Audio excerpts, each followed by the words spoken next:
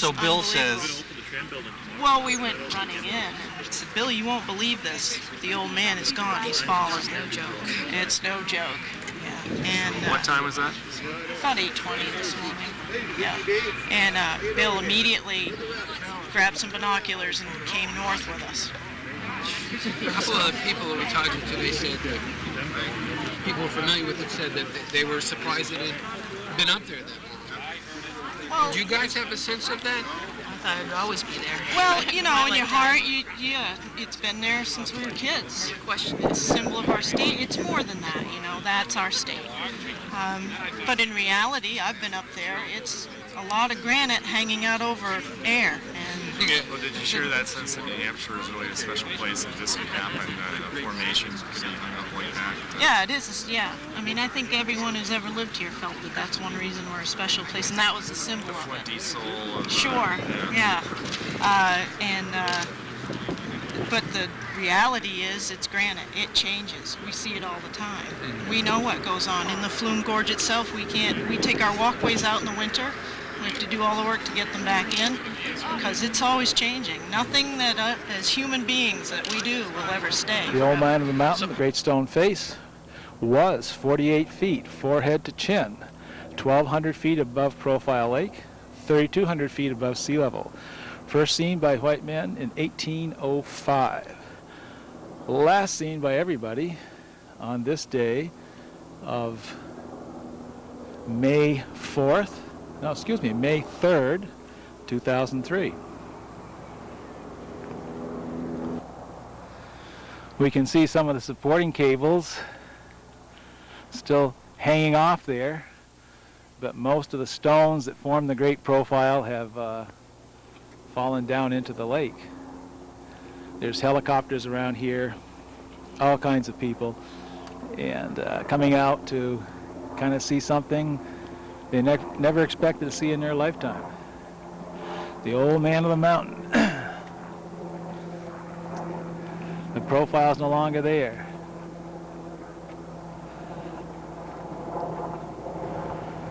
And we're again here at Profile Lake, and if we look up the pass, there's just a constant stream of people coming in here to see the old man, or where the old man was. And for those of us that live in the area, it certainly is kind of a traumatic event. It's something that we've lived with for years and years and years. It's sort of been something we identified with when we were traveling throughout the country or throughout the world, and people say, where are you from? If you said maybe Lisbon or Littleton or Whitefield, people didn't know. But if you said, we live in the shadow of the old man of the mountain, people immediately knew where you were from. So with the old man's demise, brought about by the same erosion that built the old man or formed the old man over the past few years, that it was sad to see the passing, and I'm sure it's going to take a good many years for many of us to go by and not look up there and see the old man. He was sort of a guardian that looked over us all throughout the day, throughout the night, in all seasons. And there's been a lot of people turn out here to just see what's going on, and most of them came here in disbelief. They said, I just can't believe the old man is no longer there. It's been so much a part of our life over the years that it's going to take us a while to get used to it. And maybe we can talk with a few more people here and get their reactions.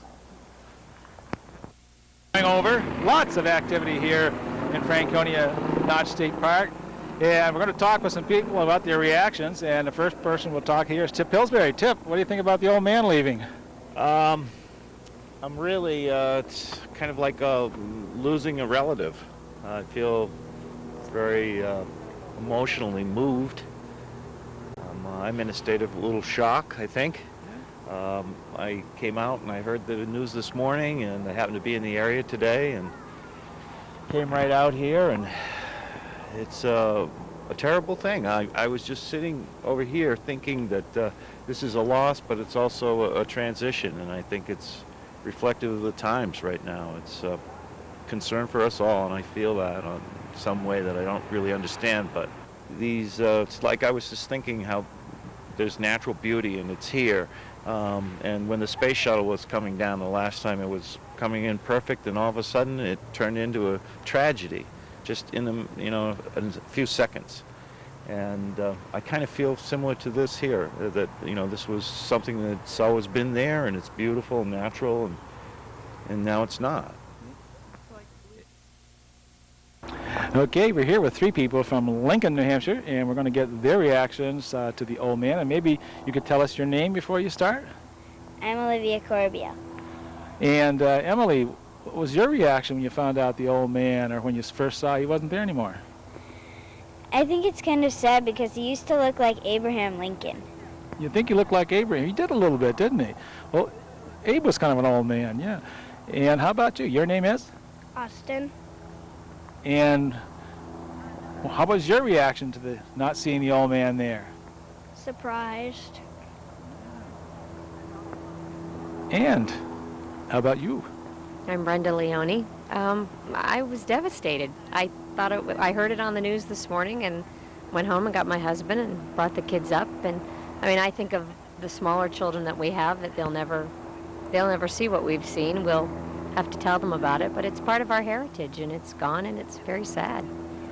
It is. It's something that most of us that have lived here most of our lives have kind of grown to rely on being there, along with Mount Washington and those things. And it's going to be a little different reacting to it. We drive up and down this road 3 or 4 times a week, and we just take it for granted every time we look out the window and see it, and it'll be a shock to not have it there anymore.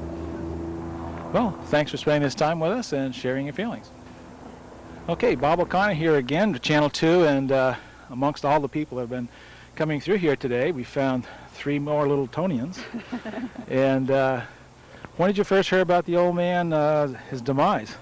Well, I was out working in my yard this morning, and the neighbor came across the street, and he said, "We have a new view now in the North Country." And I said, "Whatever do you mean?" And he said, "The old man fell down." And I just couldn't believe it. It's just not possible. It couldn't be true. Yeah, my reaction is, Jim Baker told me this, and I thought, he's putting me on, What's the punchline going to be? And he said, no. He said, I heard it on WLTN, and they don't lie, Right? Exactly, yeah. Right. Yeah, I was waiting for, some joke. I mean, I thought it had to be a joke. But this is no joke. I mean, something permanent has disappeared. This is awesome. Well, it tells us that there really is nothing permanent, right? Exactly. There's nothing that's not going to change.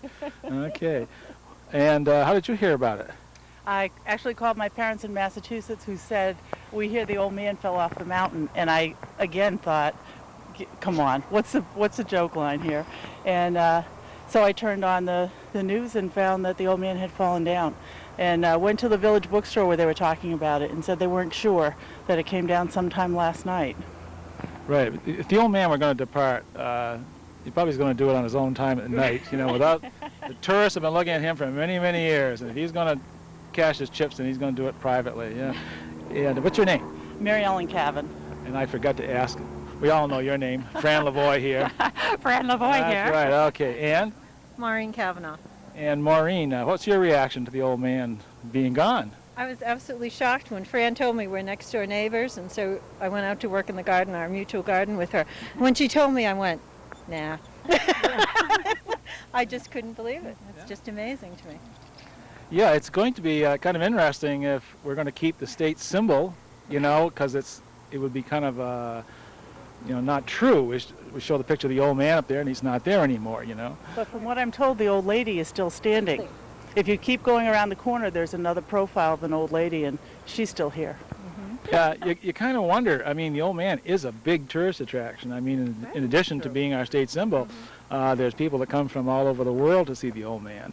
And I wonder if we're going to get, probably the first year or so, a pretty good crowd to see where the old man was. Right. But after that initial interest, I wonder how that's going to affect us economically here.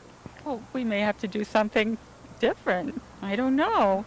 I mean, Franconia certainly has a lot going for it without the old man. Yeah. I mean, the old man was sort of the key focal point, but if you look around at Eagle Cliff up here and up towards Lafayette, I mean, this is still an awe-inspiring You have the flume. land. You have the Right. basin, the tram on Cannon Mountain. There are so many things to look at here and hike. Right. So, it's a terrible thing. It's a very sad thing, and obviously a lot of people came out today to see it, but we'll survive. Okay, our camera locations is at the picnic area of Boise Rock, and we're looking back at the ledges where the old man once resided. And you can see here two scars on the mountain. On the left, the light-colored scar on the ledges and the talus slope below were formed by a rock slide that occurred some years ago. But in the center of the picture, off to the right of that, we see the new scar. It was formed when the old man of the mountain crashed down through the ledges. We'll kind of zoom in here on that area, and you can see the coloration on the rock where the slide came down. And now the location of where the old man was is right up in that area there. You can see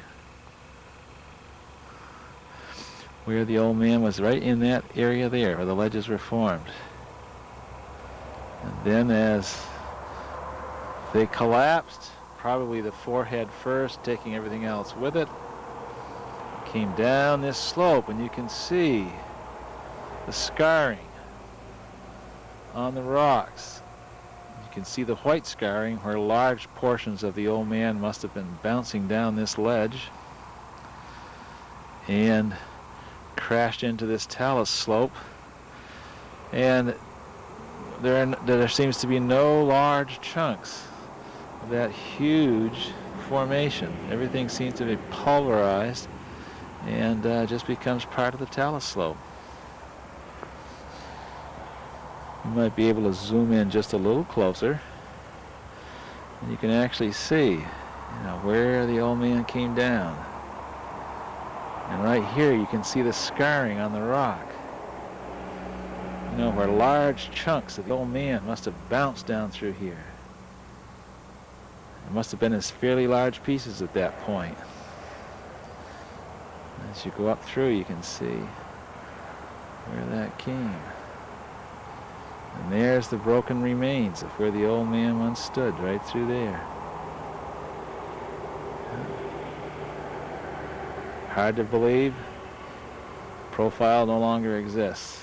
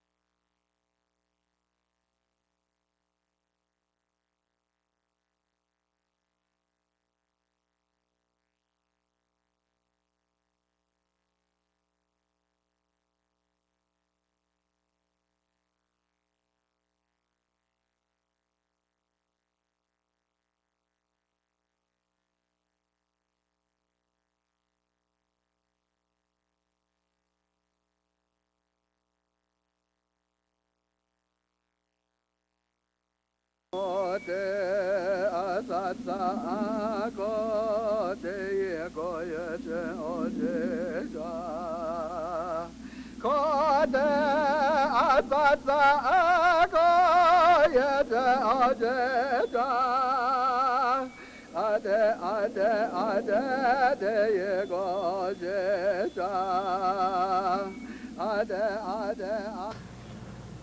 I guess we're ready to go.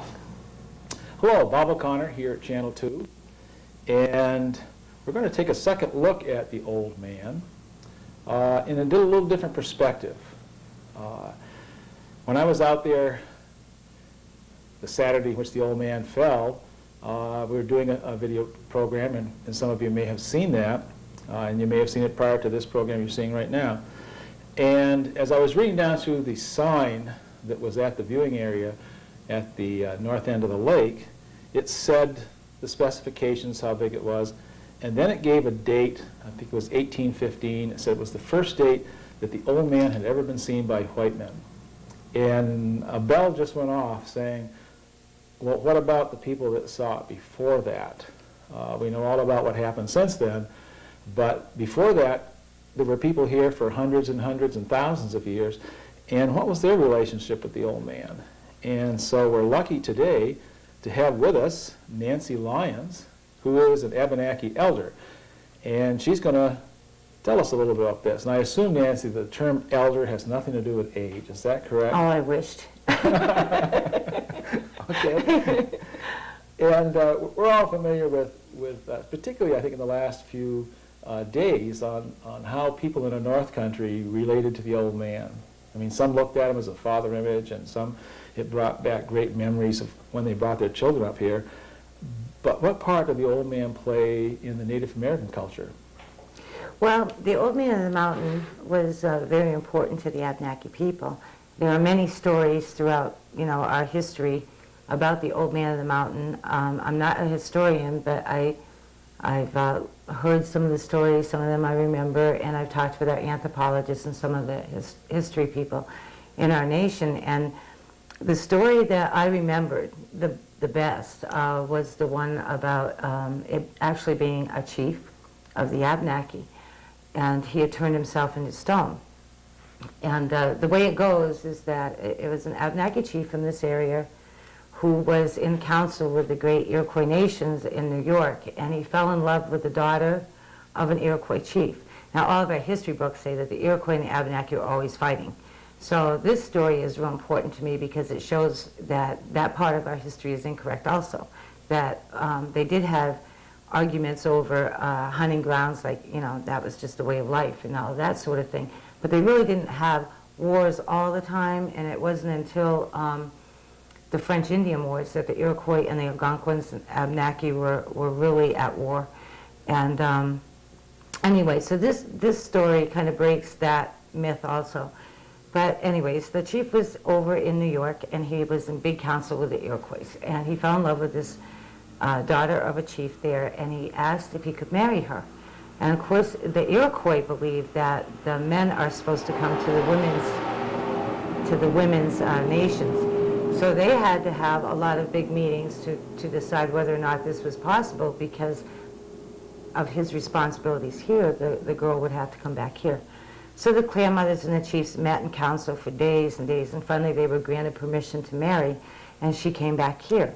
And they were very happy in their lives for many years, and he had an accident out hunting one day, and it sounds like maybe a compound fracture, because Right. he ended up crippled in one leg and had a little bit of a hard time, but he still was a great chief, and he still was a good provider. And later on in the years of the marriage, the men came from the Iroquois village over here and told her that her father was passing away and really would like to see her one more time. So her husband went to the top of the highest mountain to watch her as she was going across, the best that he could. And at the end of the summer, she was supposed to come back. So he went back to the village after he couldn't see her travel any farther, and at the end of the summer went back to the top of the mountain. Well, she didn't come back. And the snow started coming, and it started getting cold, and his men started begging him to please come back to the village. And he said, no, I'm staying here waiting for my wife. So he sent the men away, and he stayed on top of the mountain. In the spring, the men went back to the top of the mountain to see what was going on with the chief, and all they found was his bones. So with great sadness, they had ceremony on top of the mountain for their chief, and they started down the mountain after and looked back, and he changed himself into the stone face, forever to watch for his wife's return. So that's just one story, Right.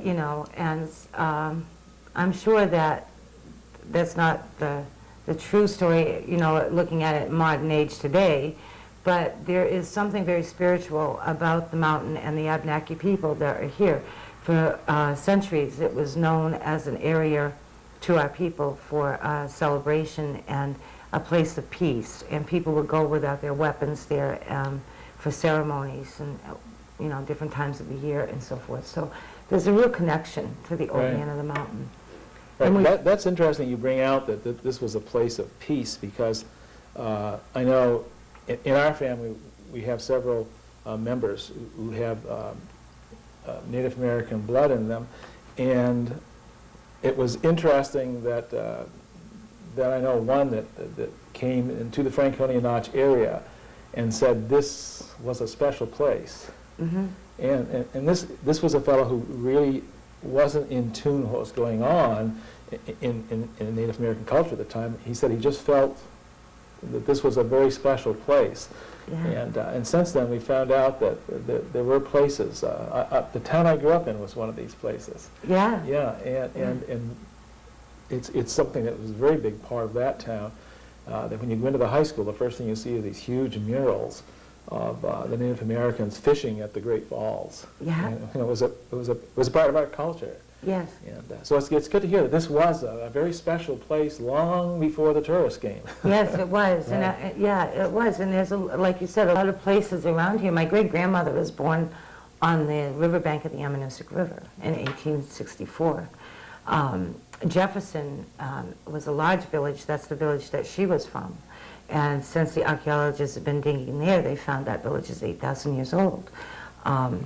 You know, Bethlehem, I was researching in the Bethlehem history books one day, and I found that the Strawberry Lane and the Strawberry Park there was a great gathering place for the Abenaki people, especially in the tourist time. They would come in from everywhere and sell their baskets to the tourists and so forth. So it's very rich in culture here, and the old man of the mountain has a real spiritual meaning to us. So when he fell, it felt like we should honor that spirit, you know, and a lot would believe that the spirit in those stones was released when it fell, and the spirit would go back to the Creator, but also come back home to us, to the people, you know, and walk this land with us. Right. So it's interesting to see that the old man has really affected all the people that have lived in that area. Mm-hmm. And it's not just a rock face that stands up there, that it has a much deeper meaning, which seems to be coming out now. Yeah. You know, all of a sudden we begin seeing lots of letters coming into the editor and people talking and saying how it wasn't just a tourist attraction, it was a very special place that they brought their families and had great memories of. Yeah. Yeah. And there's some great person once said, we don't know what we got till it's gone. Yeah, you know? that is true. You know, and now the papers are full of poems, and people have written songs recently. And in the past, Mary Warren and her husband Les Warren in Bethlehem wrote a beautiful song about the old man of the mountain years ago when they had the Hasty Festival in Franconia and that sort of thing.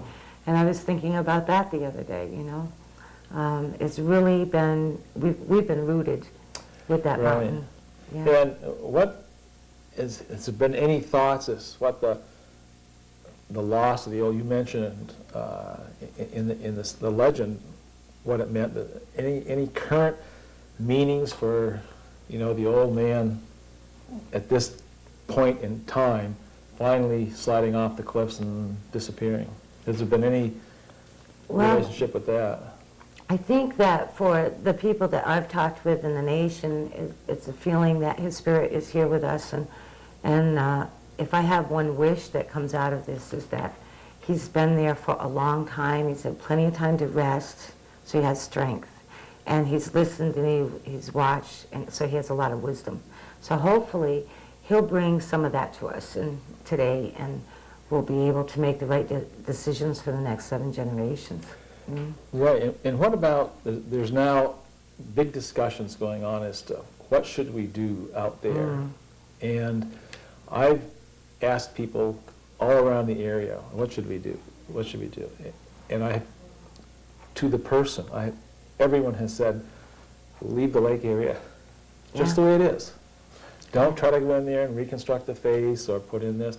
Leave it the way it is. What has been your group's opinion of that? Well, I'm not sure how everyone feels, but the few that I've talked with and myself, my own personal feeling is that it should be left alone. It's what the Creator wanted, you know. It's happened, and it was time for whatever reason, you know. And I guess it's not for us to question that, but I think that the old man should be left to rest. But I think that there should be information out there to always remember and have a tribute and a place to, you know, go and see photographs and different pieces of our history that went with that old man, and that would be nice. I'd really love to see some of the Native American side of that out there. I've, of course, as you know, been involved in economic development and tourism most of my adult life, and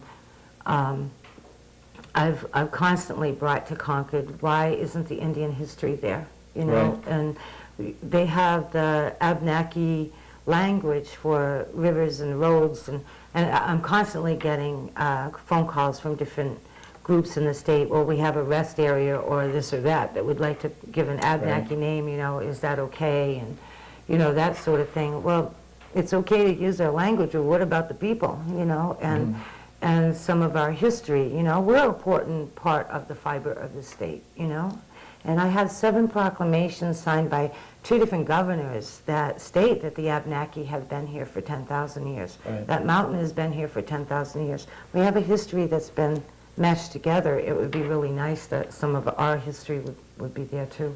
Right, because I've heard several people say that we probably should take that museum area and maybe, you know, put a small scale model there so people see what like it, and enlarge the museum area, and that would be a perfect place to bring in what the old man meant to the Native Americans here. One of the problems here in the East is our history is 400 years older than that in the West, on the other side of the Mississippi River. And when the settlers started coming in here, they didn't bring their anthropologists and their reporters and all of that sort of thing. It was just fur trade and, you know, economics and expansion in economics. And so our history really wasn't well recorded. You know, there's a few things here and there. Marge Bruchak is one of the Abenaki elders also that has done a large amount of work on the history of our people. And she found it recorded in the 1500s. One person from England, I think this gentleman was from England, said about the Abenaki in this area, said, they're as white as we are. And if you dressed them in our clothes, you wouldn't be able to tell the difference, you know? And during the wars, when Rogers Rangers came through and all the wars started and everything, it wasn't safe to say that you were Indian. And some of the laws that were on the book till almost recent times had a reward on scalps. Right. You know, in the state, in Vermont, and so on and so forth. So the people went into hiding, and we called it hiding in plain sight. You know, the women put their hair up and wore cotton dresses, and, you know, and all of that, and mixed into society and hid their traditions and their culture from the general public. You had a drumming ceremony out at Franconia Notch. Yeah. Can you tell us a little bit about that? Yeah, the Medicine Beer Drum came out, and we did the song for the spirit of the old man of the mountain. It was a song that traditionally would have been sung if someone passed away, you know, wishing and helping the spirit on its journey.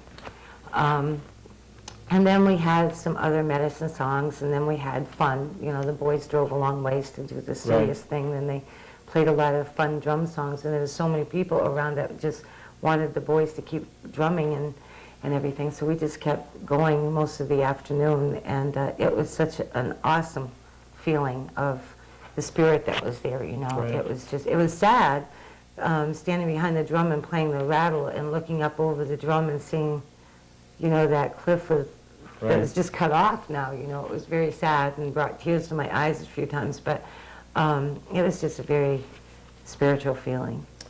Right. Yeah. It's certainly a special place, and I think it will remain a special place even with the old man gone. You know. Yeah. It certainly is I know in our family it's always been a nice place to go, and our kids loved it up there. Yeah.